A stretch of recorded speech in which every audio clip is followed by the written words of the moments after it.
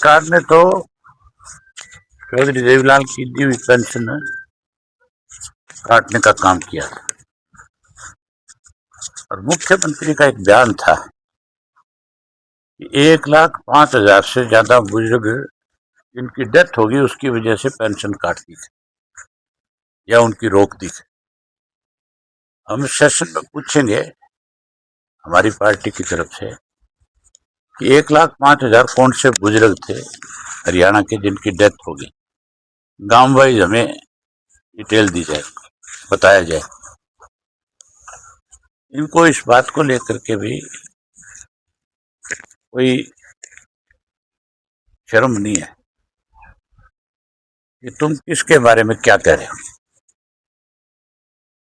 बोलने से पहले मुख्यमंत्री को सोचना चाहिए था कि तुम बुजुर्गों को सम्मान तो नहीं दे सकता, लेकिन कम से कम तो उनके बारे में ये तो ना कहे।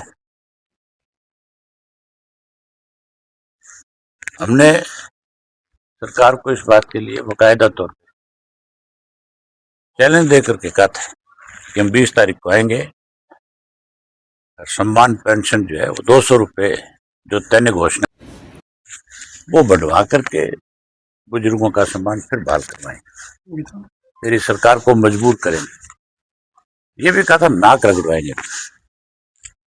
अब नाक रगड़ा कि नहीं रगड़ा? तो सर कहीं 200 रुपये फालतू भी दिए, नाक भी रगड़ा और अब सफाई देते फिर है, बोले हमने काटी नहीं किसी की, हमने रोकी नहीं किसी की। तू रोक के तो देख, यो बम भी निकाल ले। अभी तो पेंशन की बात है, अगली जो लड़ाई है वो बहुत ज्यादा बड़ी लड़ूंगा। जो इस सरकार ने 14 लाख पीले कार्ड काट के गरीब लोगों के, उसके ऊपर भी ये कहेगा कि वो गलत बने थे इसलिए काट दिए। पहले सरकार ने बनाए क्यों गलत, और बनाए फिर काटे क्यों?